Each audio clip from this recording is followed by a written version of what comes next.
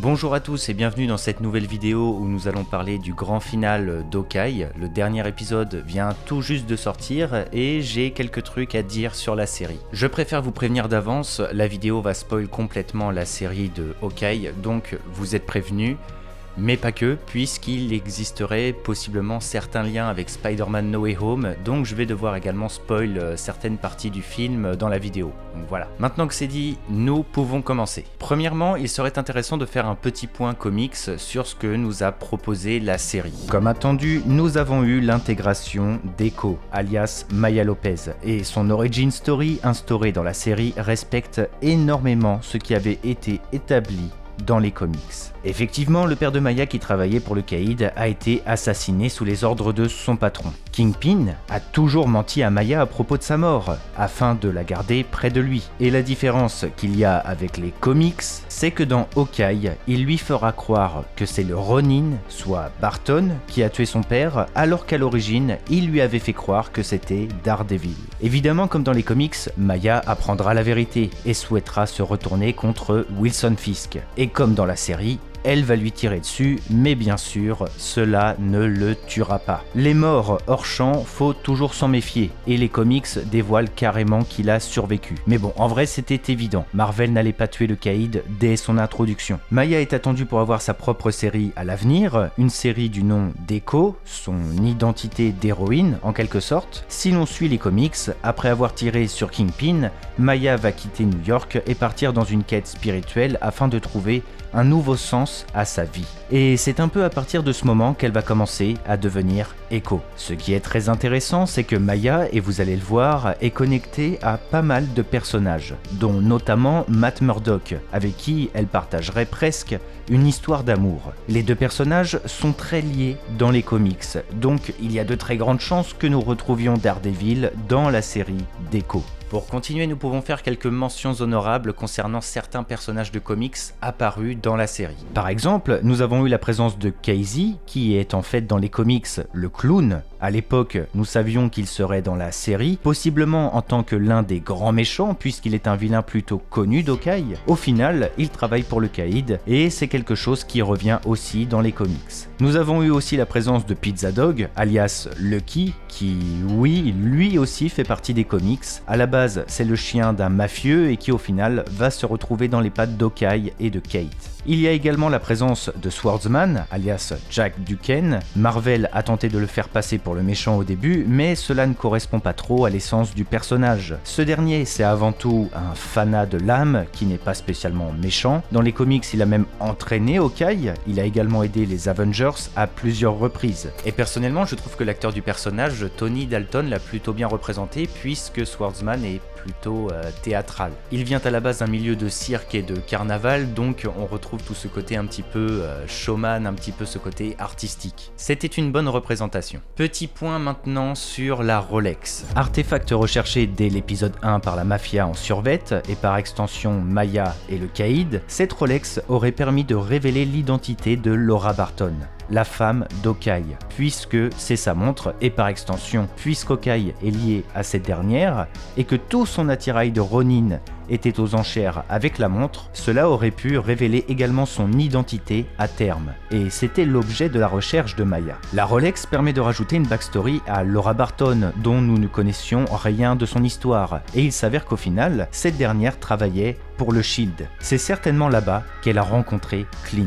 Il y a un lien intéressant à faire avec les comics puisque cela permettrait d'introduire le personnage de Mockingbird. Mockingbird, de son vrai nom Barbara Morse, est la femme d'Hawkeye dans les comics. Cette dernière était une agent du Shield et lors d'une mission, elle est tombée dans le coma et a décidé de profiter de cet accident pour simuler sa mort et donc arrêter en quelque sorte sa carrière pour protéger sa famille.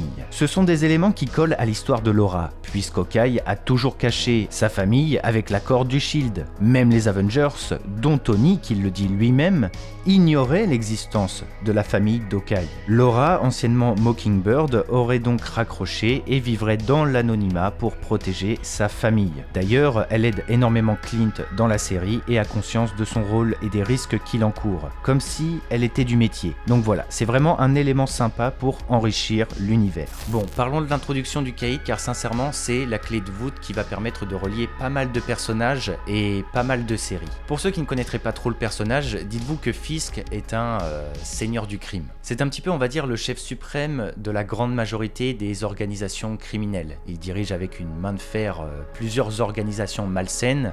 Il instaure beaucoup la peur et le respect. Bref, c'est vraiment un énorme pilier du crime. De plus, ce dernier est un véritable colosse. Il ne possède pas de super pouvoirs, mais son physique et sa musculature le rendent capable de se mesurer à beaucoup de héros, dont même Spider-Man. Sans oublier évidemment qu'il est un expert du combat, et notamment spécialisé dans le combat sumo. Ce qui va être intéressant avec ce dernier, c'est que là où Spider-Man No Way Home symbolise une ère de transition avec la première véritable ouverture du multivers, et bien la fin d'Hawkeye avec l'introduction du caïd va permettre une transition vers les œuvres qui sont un petit peu plus terre à terre. Effectivement, le caïd permet de relier tout le monde. Déjà, nous pouvons prendre le cas de Valentina Allegra des Fontaines. Le caïd connaît les moindres faits et gestes d'Eleanor Bishop, la mère de Kate. Cette dernière s'est confrontée à Hawkeye et lui a demandé d'oublier l'affaire dont Kate l'a mêlée. Une affaire qui, évidemment, il l'a affirmé, c'est impossible qu'il laisse ça de côté, notamment à cause de la Rolex liée à sa femme. Par conséquent, le caïd a obligatoirement été mis au courant, puisque ce dernier sait qu'un Avenger s'intéresse de près à son organisation, et ça le dérange. Du coup, quelqu'un a été engagé pour tuer Clint, et il a été révélé qu'il s'agissait d'Eleanor Bishop. Sauf qu'Eleanor agit sous les ordres du caïd, ce qui veut dire que c'est le caïd qui a en quelque sorte commandité la mort de Clint. Sauf que qui est allé chercher Yelena pour lui transmettre la mission de tuer Barton ? C'est Valentina dans la scène post-générique de Black Widow. Ce qui veut dire que Valentina est liée de près ou de loin avec le caïd. Et Valentina, pour rappel, à la base dans les comics, c'est une agent triple qui travaille pour le Shield, mais qui a également intégré Hydra et qui travaille secrètement pour Léviathan, une organisation secrète russe. Dans le MCU, Valentina semble jouer sur plusieurs tableaux comme dans les comics, étant liée au gouvernement américain, mais agissant dans l'ombre pour recruter des personnes puissantes comme John Walker par exemple en US Agent ou encore Yelena. Donc si le caïd possède un lien avec Valentina, cela veut dire qu'il possède possiblement un pied dans le gouvernement et les agissements de cette dernière. Personnellement, je reste sûr que Valentina possède un lien avec Thunderbolt Ross, puisqu'elle cherche à engager des personnes qui, dans les comics, forment l'équipe des Thunderbolts. Donc si Kingpin se rajoute à ça, cela permet de tout lier. Mais le truc, c'est que cela ne s'arrête pas là, puisque Spider-Man No Way Home entre en jeu et amène un nouvel élément. Déjà, vous le savez tous, Kingpin est l'un des méchants les plus iconiques de Spider-Man, et maintenant que ce dernier a été intégré au MCU, eh bien, il y a de très grandes chances que les deux s'affrontent un jour. Mais surtout, nous savons que depuis le premier Avengers, les criminels s'intéressent de près à la technologie de Tony Stark et du QG des Avengers. Et c'est là que c'est intéressant, puisque dans Spider-Man No Way Home, à cause du drama médiatique de Peter, la jeune araignée étant liée aux productions de Tony Stark, notamment concernant son costume d'Iron Spider et plus particulièrement la technologie Edit avec les drones, eh bien le gouvernement a commencé à mettre son nez dans Stark Industries et à perquisitionner énormément d'artefacts provenant de là-bas. Il y a une scène où nous voyons justement des camions sortir de Stark Industries, emportant donc tout le matériel qu'ils ont pu trouver, et nous avons eu également des plans où nous voyons des gens analyser les drones qui ont été utilisés pendant l'attaque de l'Angleterre. Sauf que ce n'est pas directement le gouvernement qui est allé fouiner dans Stark Industries. Il s'agit en fait du groupe Damage Control. Par exemple, c'est eux qui ont arrêté Peter et qui ont commencé à l'interroger, et c'est eux qui ont perquisitionné Stark Industries. Damage Control est une filiale du Shield à la base. Donc normalement on se dit c'est ok, voilà, la technologie de Tony Stark et des Avengers est normalement en sûreté.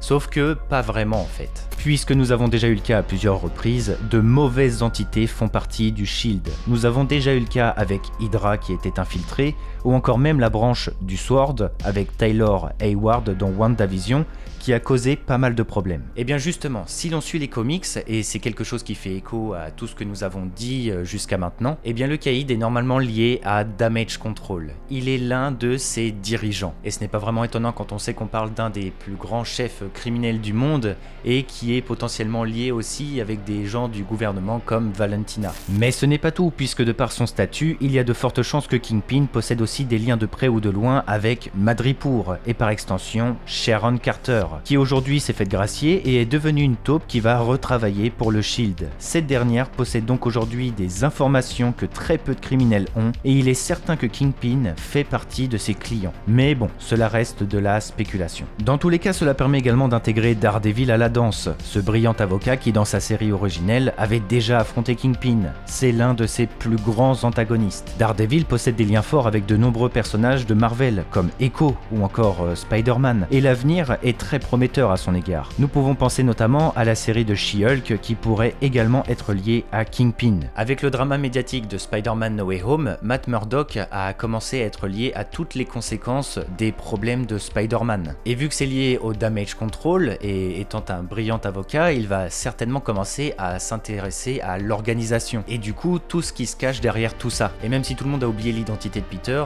les actes sont là. Il y aura des restes de cette histoire. La technologie a été perquisitionnée. Donc voilà, si Matt Murdock commence à s'intéresser à tout ça, il va forcément finir par tomber sur des informations concernant Kingpin ou peut-être encore Valentina. C'est clairement le début d'une nouvelle ère. Pour finir, un dernier petit mot sur Spider-Man. Même si c'était trop gros, cela aurait été bien que ce dernier apparaisse dans l'épisode final d'Hawkeye, ou du moins dans une scène post-générique. Spider-Man No Way Home se déroule en automne, et la fin du film nous montre Peter dans son nouveau costume à la période de l'hiver. Ce qui veut dire que la fin du film se déroule en même temps que la série Hawkeye, puisque nous retrouvons par exemple la présence de la comédie musicale des Avengers dans les deux œuvres. Et étant donné qu'il est lié de loin pour le moment au Caïd, cela aurait été intéressant de teaser cette future confrontation à la fin de la série pour l'avenir. Surtout que, commercialement parlant, Spider-Man aurait permis de vendre encore plus Hawkeye, et inversement, puisque si Spider-Man apparaît dans un nouveau costume avec un Hawkeye qui ne sait plus que c'est Peter Parker en dessous, les gens se seraient interrogés sur ce qui s'est passé et cela pousserait certains à voir Spider-Man No Way Home. Et puis ceux qui n'ont pas vu la série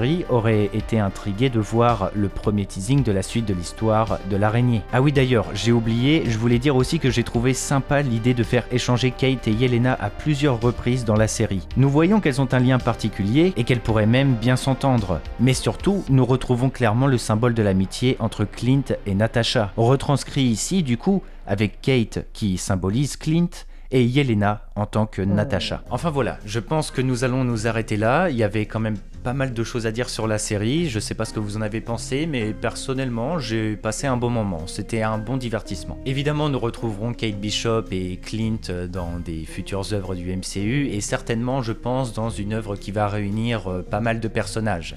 Kate fait d'ailleurs partie des Young Avengers, et il commence à y en avoir pas mal d'introduits dans le MCU. En vrai de vrai, je suspecte Captain America 4 pour amener une possible réunion. Les films Captain America ont toujours réuni plusieurs personnages et sont notamment également liés aux cachotteries, aux problèmes liés au gouvernement. Donc voilà, j'espère que la vidéo vous aura plu en tout cas. Je vous invite à voir la dernière sortie concernant Spider-Man No Way Home, et puis je vous rappelle qu'un 3 théories dédié au film va sortir dans les prochains jours. Donc je compte sur vous. N'hésitez pas à laisser un petit pouce bleu, un commentaire sur ce que vous avez pensé de la série, et puis surtout à vous abonner pour ne pas louper les prochaines vidéos.